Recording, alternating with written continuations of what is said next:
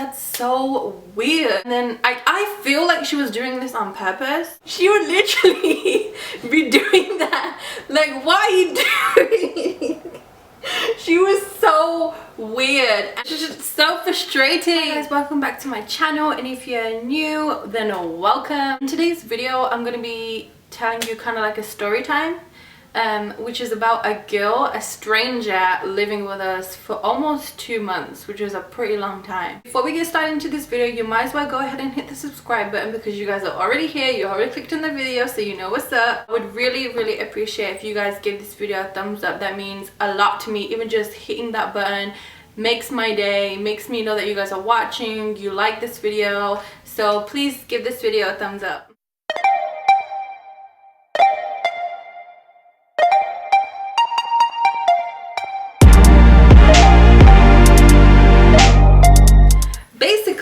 This girl, she's 20 years old. We're not gonna call her by her name, we're gonna give her like a fake name. I don't know, what should I give her?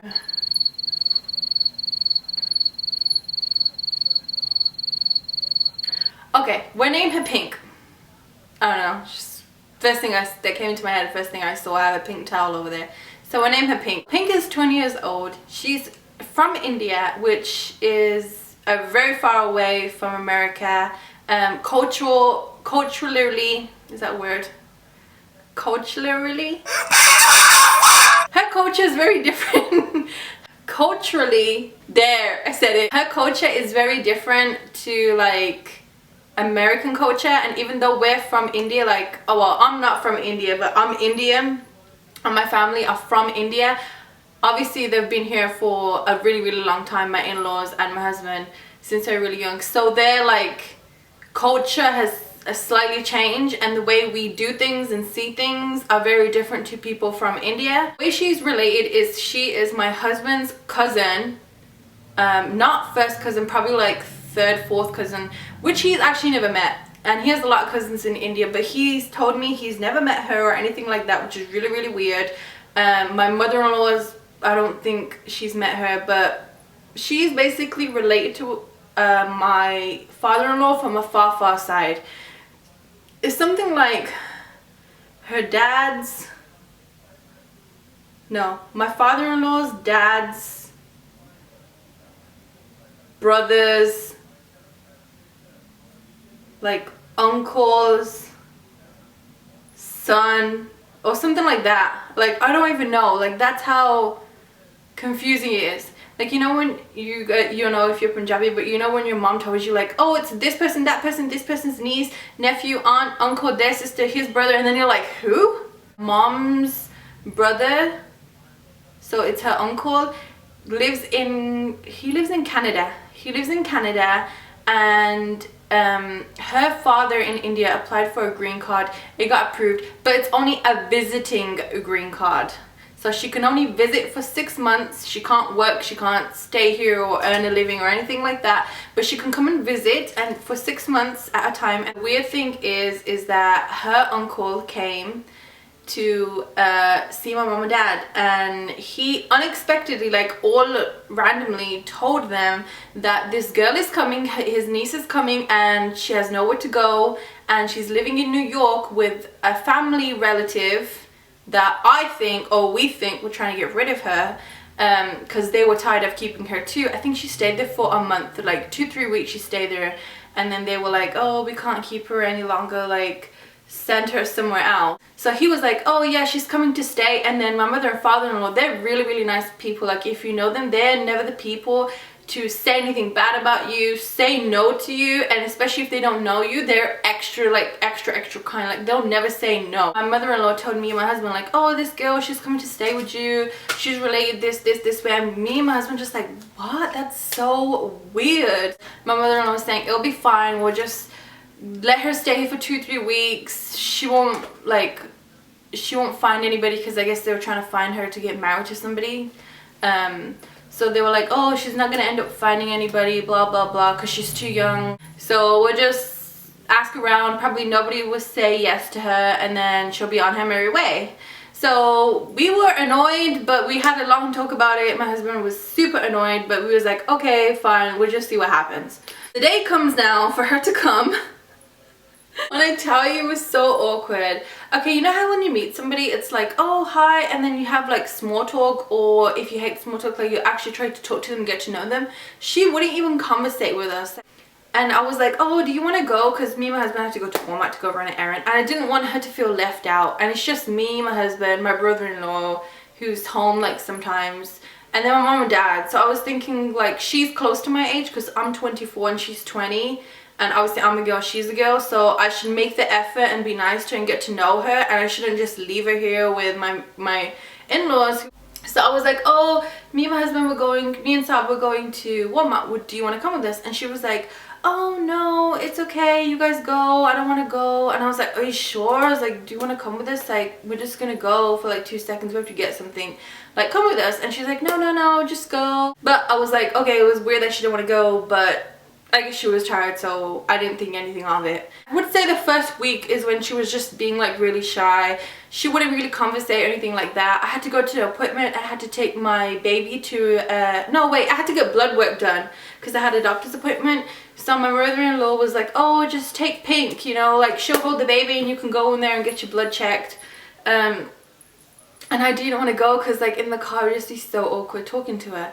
So I tried to make effort. Like, I'm the type of person, I'm really talkative and really social, but when I first talk to somebody, I'm really bad at making conversation. Like starting off the conversation, I'm really bad at it. So I was just like talking to her, asking her like, oh, when's your birthday? How many siblings do you have? She said she had one brother. What did you do? What did you study in India? What did you do? And stuff like that. So first week she was weird. The second week is when she started to get annoying. So my mother-in-law at the time, she had really bad back problems. So before Pink came, I was looking after my mother-in-law, you know, making food, cooking, cleaning, looking after the baby. When she came, she's really good at cooking. I give her that thing. She's very good at cooking Indian food, roti, stuff like that. She's really good at. But what she doesn't do is pick up after herself. So she would always like, we put a lot of turmeric in our food, so she would just like rinse the bowls out and like wash them, and in the sink would be like all yellow and nasty. And just little things, you might just think like, oh Mandy, that's like nothing, but when it adds up, it's just like, okay, she basically took over the role of cooking and cleaning because my mother-in-law was like, okay, she's here, so she'll have the responsibility of cooking and cleaning and you focus on taking care of the baby, which made, I thought, I was kind of glad because it was much easier for me to look after the baby and then just clean, and then she does the whole cooking thing. So I was like, in the beginning I was like, cool, yeah, but then it got to the point where I was just like picking up after her. Like she would make the food at lunchtime, which is around 1 o'clock when my father-in-law would come home to eat lunch, and then she would just like go upstairs and go to sleep for like 3-4 hours. And she would do this every day, like every single day. And during that time I would be downstairs while my baby's asleep for 2-3 hours cleaning up after her because she would just leave a mess everywhere. She would leave like knives and like random stuff on the table. She wouldn't clear the table after she's made food, like on the countertop when you're making like food. She would just like leave it there. She would like leave stuff covered up in the fridge for like 3-4 days, and it would just be like there, like you wouldn't even know what it is. Then on top of that, she would always want to go grocery shopping because I guess like she liked chocolate and candy, so she would want to go with my father-in-law to go and get like chocolate and candy and buy whatever she wanted. And obviously my father-in-law is not going to say like, no, you can't have that, you know, he's really nice. And then I feel like she was doing this on purpose because she would this seemed like a rant video rather than a story time. I'm sorry, but it's just so frustrating. I swear to God, she would make extra food, or because she wouldn't eat meat, so we would only make like vegetables and stuff. She would make all of them on purpose in like 2-3 days so that she could go to the store with my father-in-law and buy more stuff. Like, I swear to God that's what she was doing, because there was no way. And every time she would make like roti, which is what we eat it with, she would make extra and there would be like so much left over, we would have to throw it away. Like she was just wasting food, which is really annoying. Like only make as much as you need. You can just ask the person like, hey, how much do you want to eat, 1 or 2? And all these things that I'm saying, you might feel like, oh Mandy, you're just over exaggerating, or oh, it's not a big deal, or it's just like why are you complaining about it? But when those things like add up and then you're not used to that pet peeve or that person's pet peeve, it just gets really annoying. Hey, baby's here. Aww. Say hi. Sanji's in this video, so if you see her little head or you hear baby noises, then you know why. So other weird things that she would do is she would like listening to Indian music and watching it on TV, like watching the music videos, and she would just be randomly sitting there, and I would like, my eye would catch her and she would just be sitting there like dancing like this, like legit, the music's on, she's watching TV, she's sitting in front of the TV, and she'd be like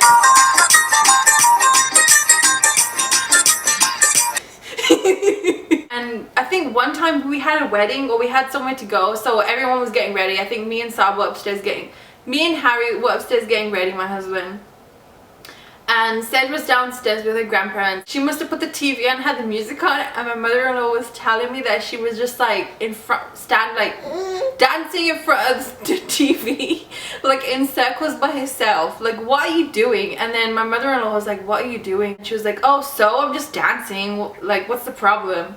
Like, what do you mean? Who does that? Who gets turned up by themselves, like in some other person's house, and you don't know what's going on, and you're just doing it random people that you barely know, and they're just looking at you like, what are you doing? I guess I'm assuming she does that in her house, but it's like something different to do it in your house and something different to do it in somebody else's house, and they're watching you and asking you like, what are you doing? Oh, also another thing that she did, which I forgot to tell you, is Mom told me that, you know how she was eating candy and stuff and she would hide it, eat it in the room? She would hide it in her bed? No, Mom, you know the Babaji drawer that has all the drawers in it? Yeah.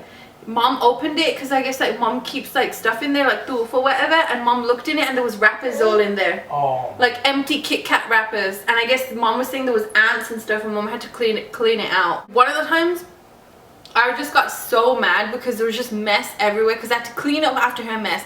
So the other like regular cleaning that I had to do, I didn't have time to. I got so mad, I told my mother-in-law, I was like, look, you need to stop sitting in front of the TV watching dramas with her and consenting to her being lazy. You need to tell her to get up and do something. But at least like, if you see mess or you see like something on the table or you see trash on the floor, at least pick it up. Like, come on, it's just common sense.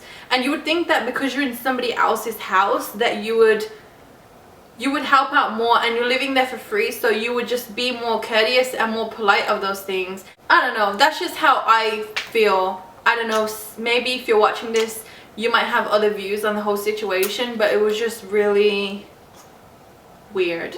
I'd say the whole experience was weird. I feel like they are only out for themselves, and what I mean by that, or what I mean by talking about this situation, is her mom and dad's intentions were to send her over here, live in a house which they had planned but never told us till last minute, and had somebody else tell my in-laws. Their plan was to send her over here and get her married, and she would basically live here or date the person and live in a house for like 3 to 5 years. They specifically said, I remember them saying that, 3-4 years. So then she can work here. So she'd basically live in a house, live for free, and then date somebody and marry them. And she would get married, and all the wedding festivities and stuff like that would happen in our house, and we'd just like be okay with it. Like, who thinks that? Like, oh, like, am I the only one that thinks this is weird? Like, please, in the comments down below, even if you're not from this culture or you are Indian, please, in the comments down below, let me know what you think about this whole situation. Is it weird, or is that normal, or am I crazy? Please, I would love to know. And also, while you're at it, you might as well give this video a thumbs up for my baby, because she's so beautiful. Go ahead. I'll wait. I got to a point where she had lived here for like over a month now, and my mother and father-in-law were saying, oh, she's not going to end up finding anyone because she's too young. And most of the people that want to get their children married here, they're much older, and they've been to college, and they have college degrees, and they have good jobs and stuff like that. So they were saying, oh, she's gonna get to stay here for 2 weeks, but it had been over a month now. So we kind of devised a plan to get rid of Pink, and our plan was just to like, there's no other plan but to just tell her father in India that we don't, like, we've tried to look for somebody and we've asked around but we can't find anybody, and obviously she could not work here because she is on a visiting visa, so her visa doesn't allow her to work here. And they were like, no, we don't want to find somebody for her, she's too young. So what are you doing here? Like, why is she here then? I don't understand. Then they would, like, when we would call them again and saying like, hey, like, she can't work here, that's like impossible, we don't want to get her in trouble and stuff like that, she's gonna get sent back, she's gonna get caught up, which is what my mother and father-in-law were more worried about than her parents. Her parents didn't care. And then they would say, no, we don't want her to work, we want to get her married. Make your mind up, first of all. Second of all, stop lying, because if you're saying two things, obviously you're just lying to us. And another like sad thing, if you think about it, her parents just wanted to send her here because they wanted her to get married so they can come over here and see America, which is exactly word for word what her father said. Oh, we want to get her married so that she can apply for us to come, so we want to see America. That's the reason why they sent her here and applied for her to come. And then the second thing they're saying is, oh, we want her to get a job so that she can send money to us, which is messed up. So they basically sent their daughter here to basically just get things off her, like use her basically. They're gonna ruin her life. And that's like so sad if you think about it. I have a daughter, so I just imagine like me thinking about that, about Sedge, like sending her to a different country by herself. Like, yeah, 20 years old, a lot of people think is grown when you're like 18 plus or 21 plus.